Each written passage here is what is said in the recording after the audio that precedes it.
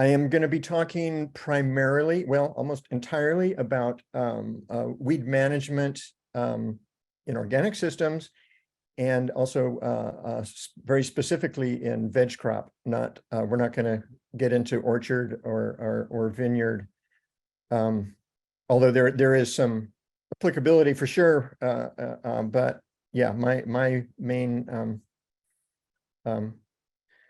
experience is in weed management in vegetable crops, in specifically in organic systems. And what I'm not going to do is spend a lot of time, or maybe no time at all unless there's questions, covering use of herbicides, use of like organically approved herbicides. And those would be the oils and acids and vinegars that you may be familiar with.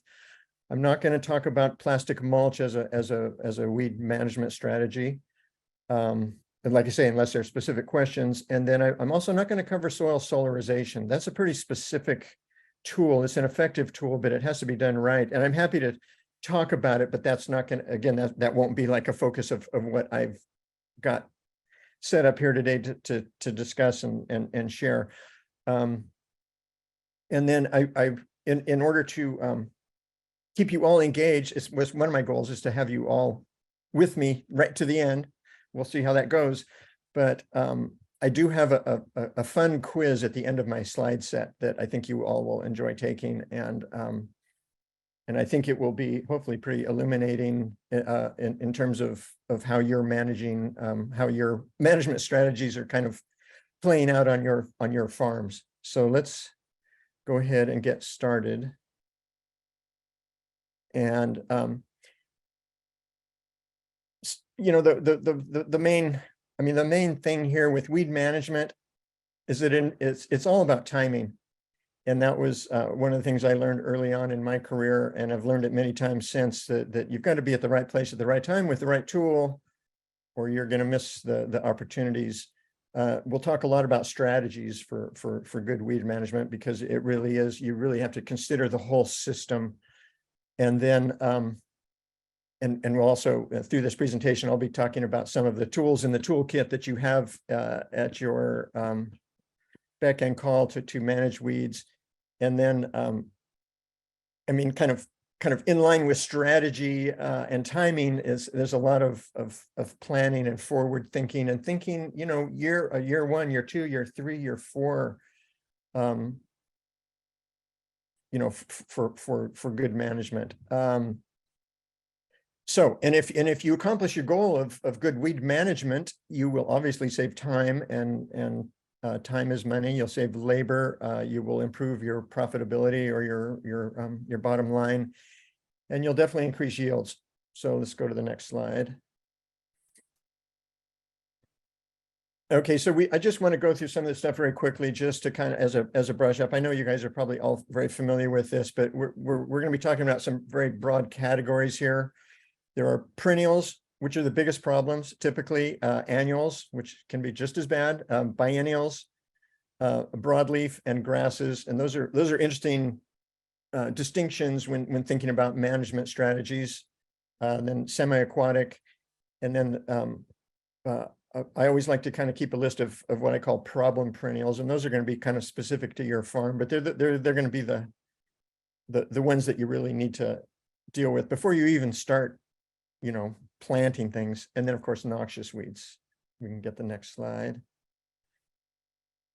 Yeah, and so in thinking about weed management, I think one of the first things you have to think about is, well, where are these weeds coming from?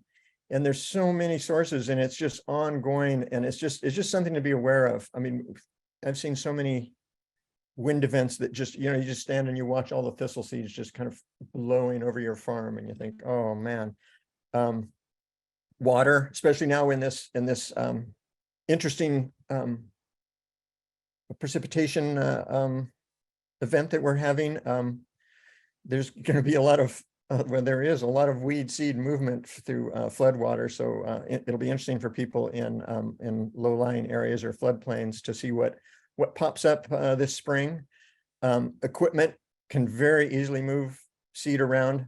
I've seen so many examples of that, even just driving your tractor from one field. One time I planted mustard in a field, and then went over and started planting a standard bell bean cereal cover crop in an adjacent field. And I saw these beautiful, in the springtime, I saw these very nice lines of mustard where the mustard had moved on the tires of the tractor over into the next block. So you'll see stuff like that all the time. So keeping equipment clean, being very careful when you're borrowing equipment to wash it off or have it washed out before it comes to your farm. And of course, we've all heard the horror stories of compost and soil amendment, and even potting mix being a huge contributor to weed seeds. And I think, if you're going to be bringing in a bunch of compost and you're not sure about the source, might behoove you to just get a little bit of that compost and put it in a nursery flat in your greenhouse and grow it out and see if morning glory pops up yeah, there's so many. Malva has been very commonly introduced through compost, but just see what comes out of that compost before you commit to a whole bunch of it. It's probably in the long run, it's better to make your own compost. Seed can move in on planting stock. Plenty of stories there. Introduced oxalis one time on our farm. It came in with some artichoke roots, and then once you get a reed like oxalis, you just it's there. It's hard to deal with it. Animals can introduce weeds, and I think the biggest challenge that we're all this is the bulk of what I'm going to be focusing on today is just the weed seeds that get produced on your farm. That's going to be that's your biggest challenge. Okay, next slide.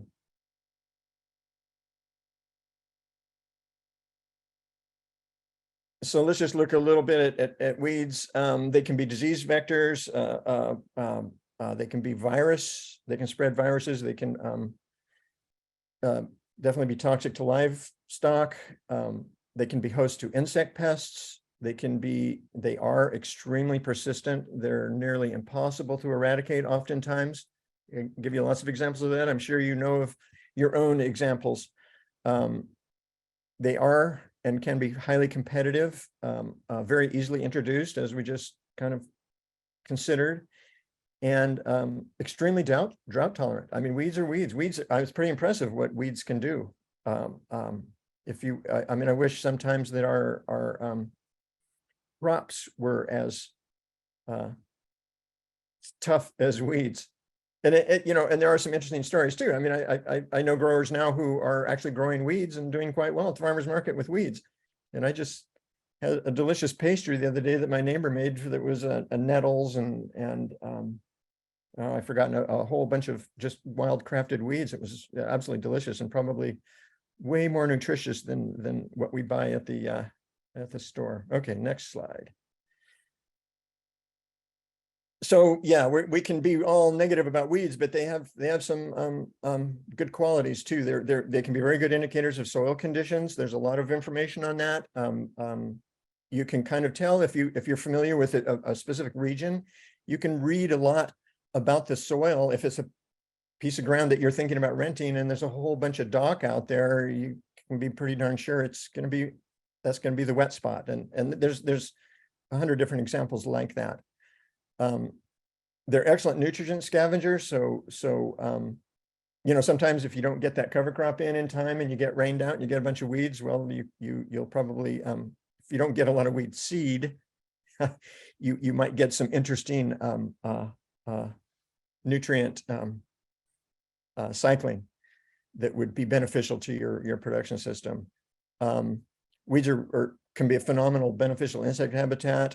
They're great at keeping soil covered. I've seen a lot of examples this year of people that didn't get their cover crops in, and it scares me to death when I see the weeds and they're all making seed. But it also makes me feel good that the soil will be held in place and be able to handle the rains. And weeds are good at improving soil quality. And we're learning that in our systems, to kind of think more about, the benefits of a taproot or a deep-rooted cover crop for nitrogen, or for nitrogen and nutrient cycling.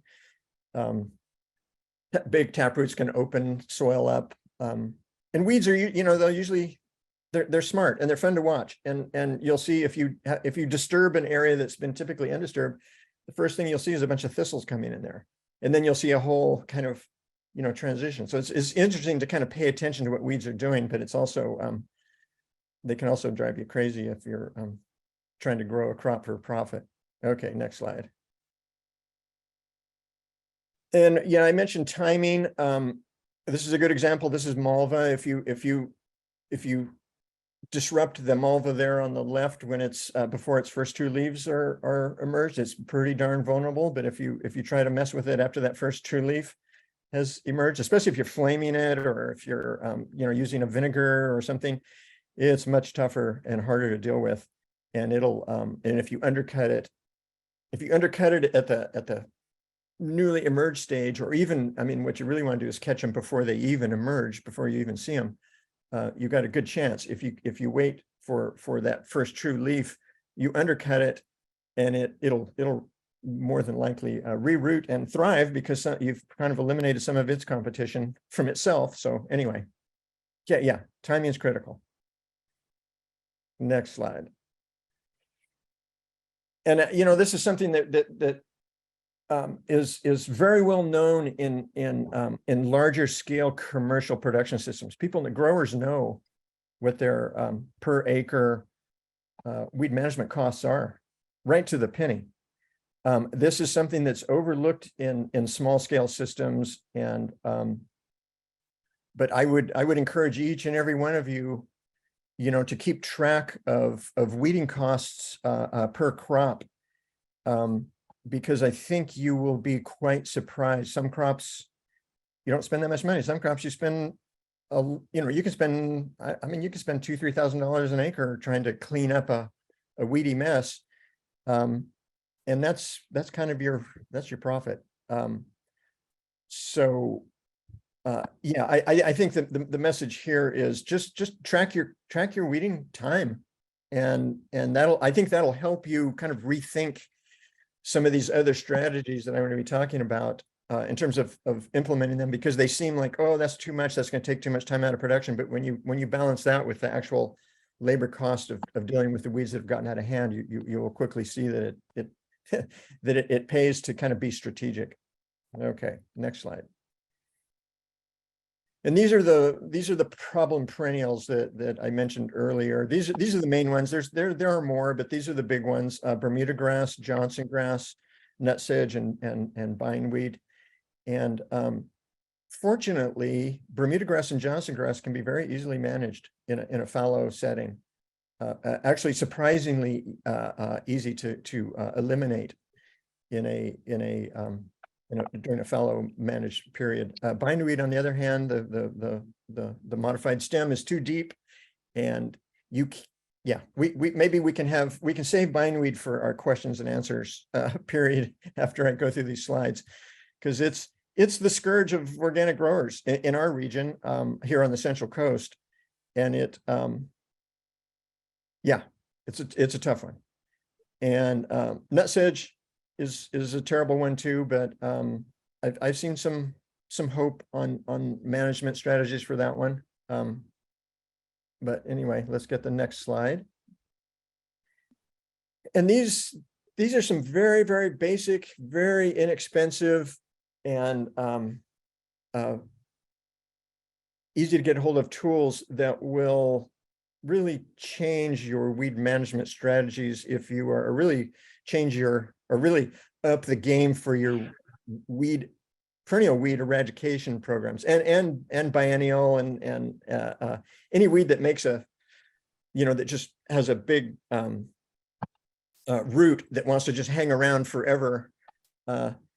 If you can get it undercut, and then the springtooth cultivator here is a really good tool for lifting. So it'll take the stolons and the roots of Bermuda grass and Johnson grass, and it'll just pop them up to the surface. It's kind of miraculous. With the tool that you don't want to use if you're dealing with problem perennials, you don't want to chop them up and bury them. That's the last thing you want to do. And I think that's the big mistake that everybody makes. You see a big field of Bermuda and you think, oh, I don't want that Bermuda grass there. I'm just going to rototill the heck out of it. Well, you just created an opportunity for that Bermuda grass to just spread and thrive.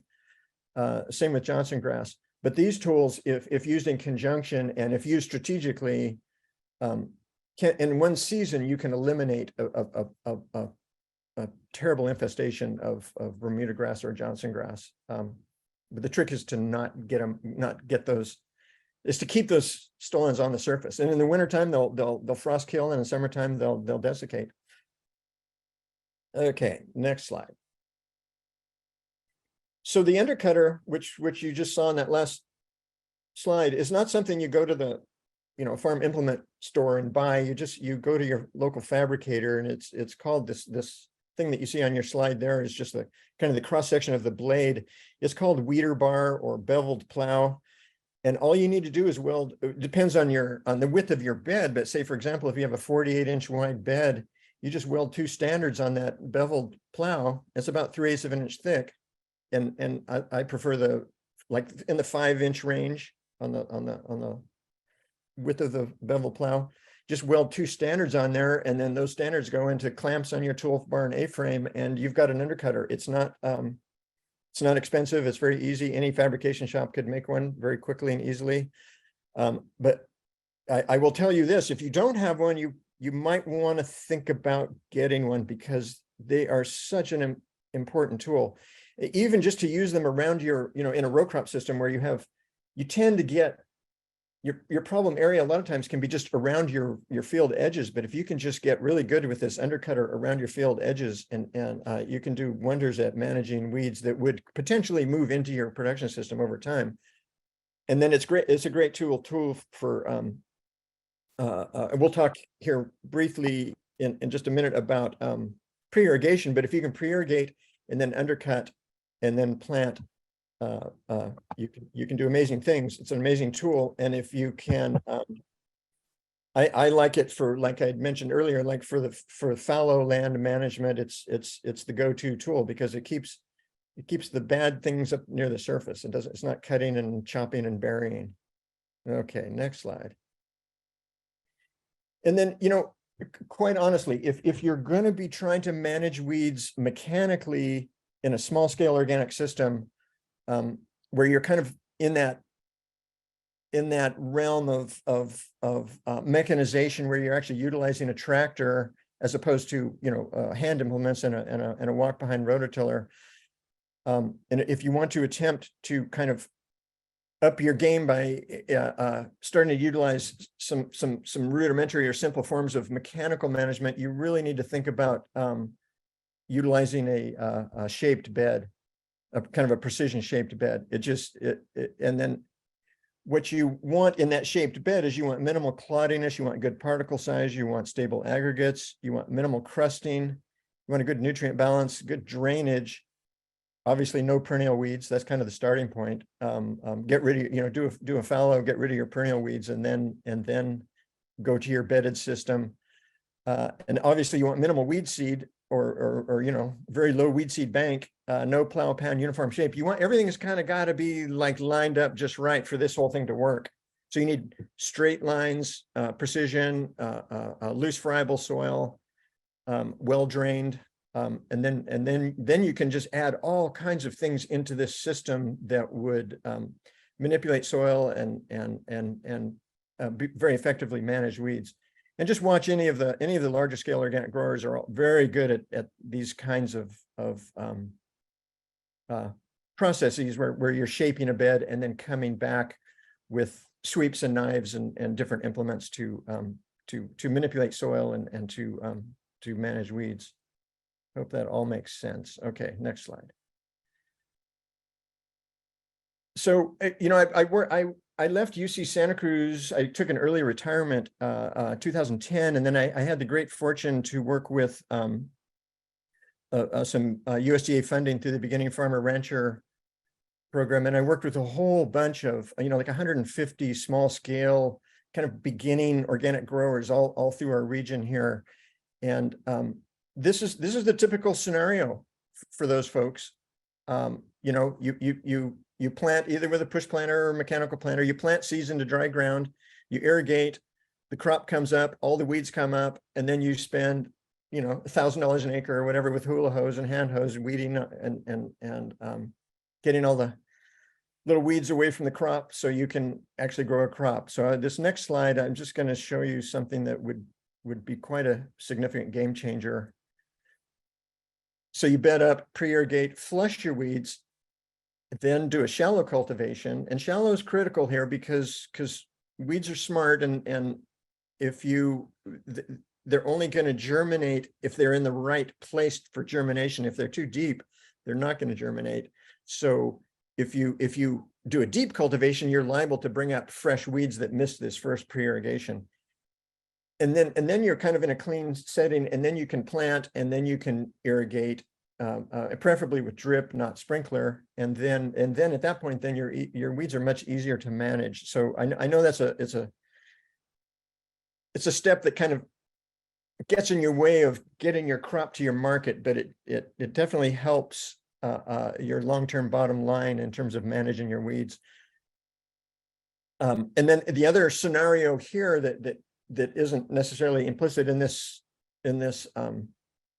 schematic is if you are planting large seeded crops like beans and corn, and if you're using transplants, it makes a whole lot of sense to bed up, pre-irrigate, do a shallow cultivation to get the newly germinated weeds, and then plant that seed into that large seed into moisture, and that's the real game changer. And then you can manipulate the soil after that seed has germinated to smother weeds in that bed and reform that bed. And in a system like that, when you're growing beans and corn and transplanted crops like tomatoes and eggplant, potatoes even, that quite often, if everything is working right and you've been strategic about your weed management, quite often you will never go in and have to pull even one weed out of that system.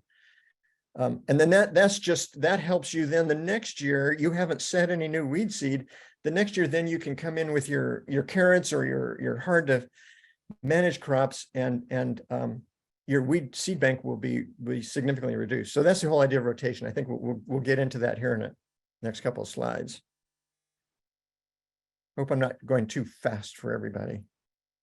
I get so excited about this topic that I start talking really fast. But yeah, let's get our next slide going here.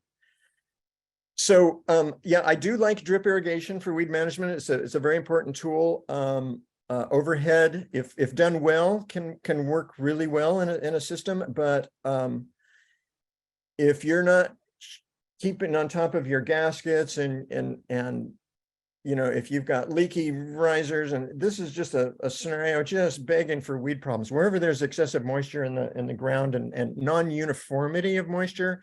Because then you can say you're irrigating up a crop of lettuce, and then the lettuce all emerges, and then you come through with the tractor to cultivate it, and you make a muddy mess here, and that makes a compacted mess, and then that's where the weeds are going to be more problematic. And anyway, just a reminder that uniformity in irrigation is absolutely critical for good weed management. Not only for good weed management, but also just as a means of conserving a precious resource. Next slide. And then cover cropping. I also had the good fortune after I left UC to work for about 8 years with Eric Brennan down at USDA ARS in Salinas Valley, and we did a lot of work. Eric had already done a whole bunch of work on cover cropping, and had a whole bunch of data on weed growth in the cover crop understory, depending on density and variety selection. And the data is very, very clear. If you do a timely planting, especially if you can plant with a drill and plant to moisture and plant a quick growing and relatively dense stand of cover crop, you will do a world of good for your weed seed bank.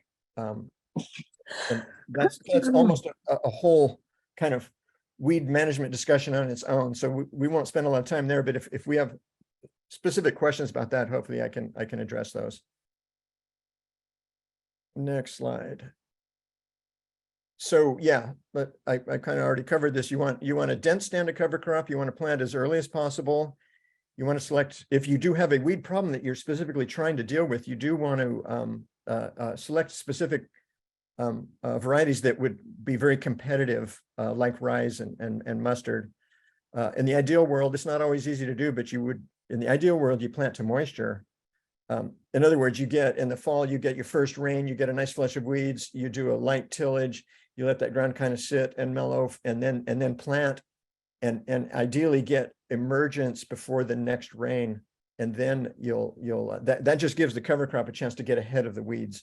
And once it gets a canopy, then it's gonna definitely outcompete any weeds in that understory. And Eric Brennan has a lot of data on weeds,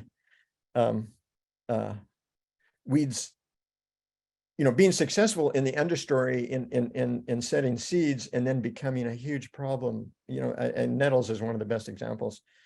So just something to be aware of. I kind of like the idea of thinking about your cover crops as a crop.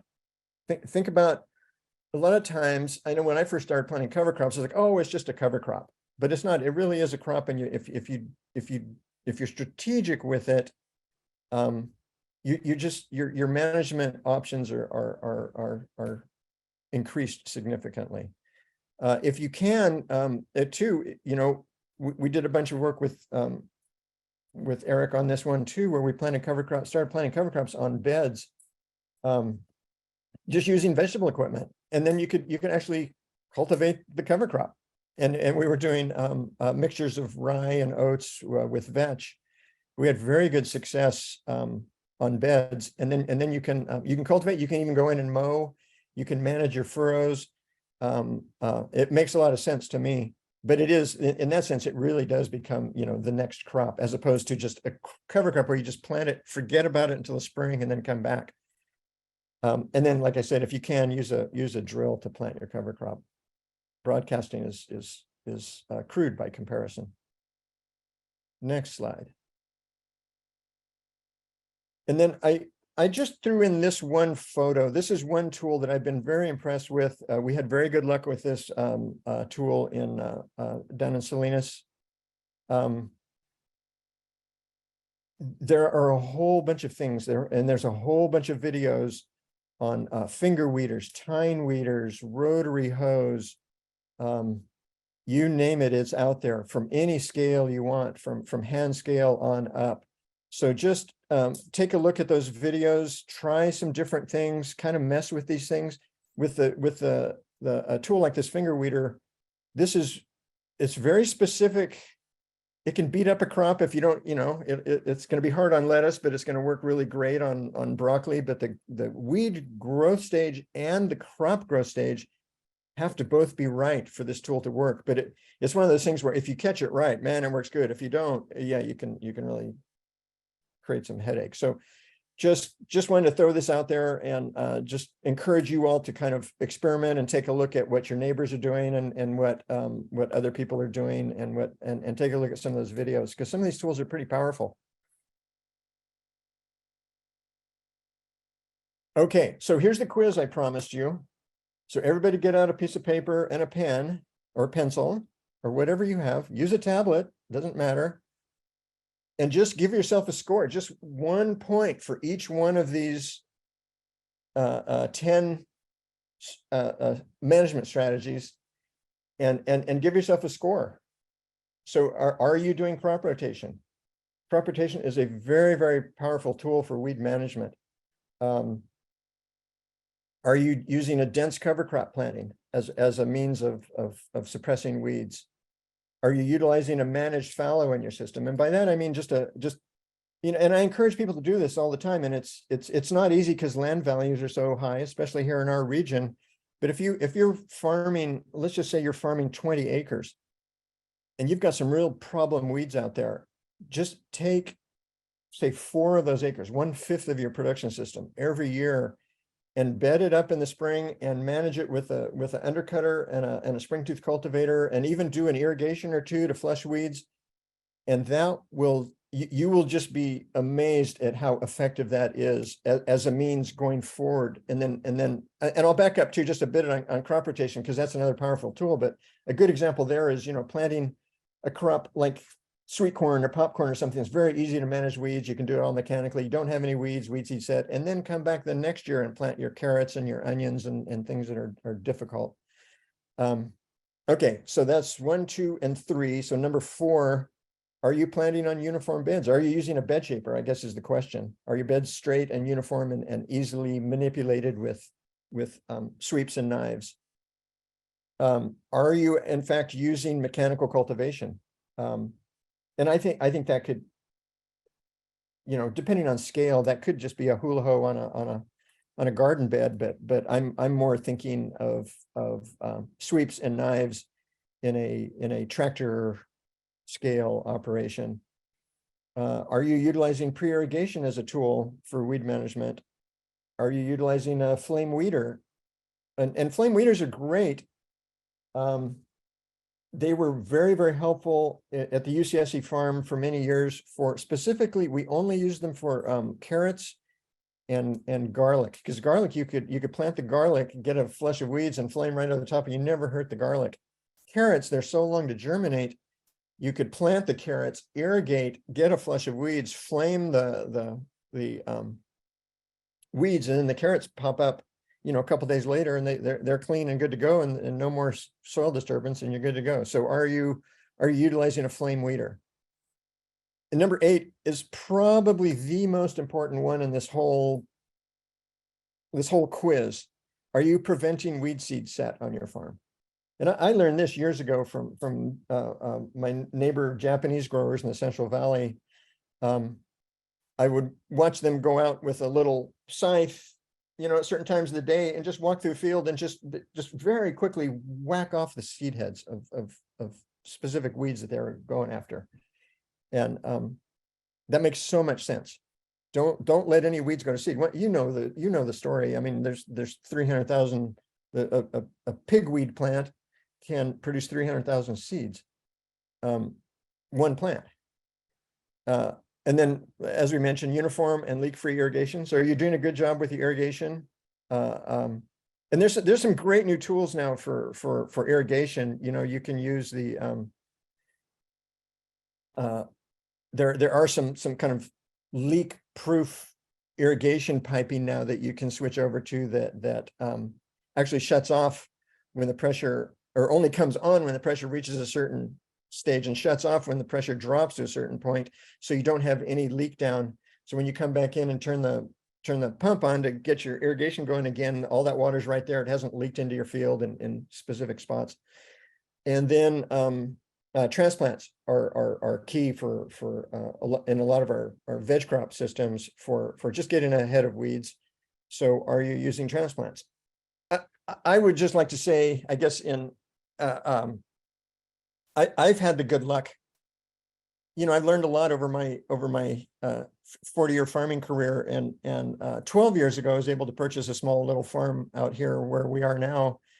And we're not a commercial farm, but I've been able to, I still grow a lot of stuff. And I'm fortunate, because I'm not commercial, that I did a managed fallow for a couple of years before I planted anything, got rid of all the perennials, and then started slowly and deliberately planting and irrigating and managing and not letting things go to seed. And now I have a farm that is very easy to manage because I don't have a huge weed seed bank.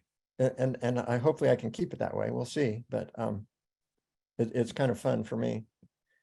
So let's open it up, I think, for questions. That's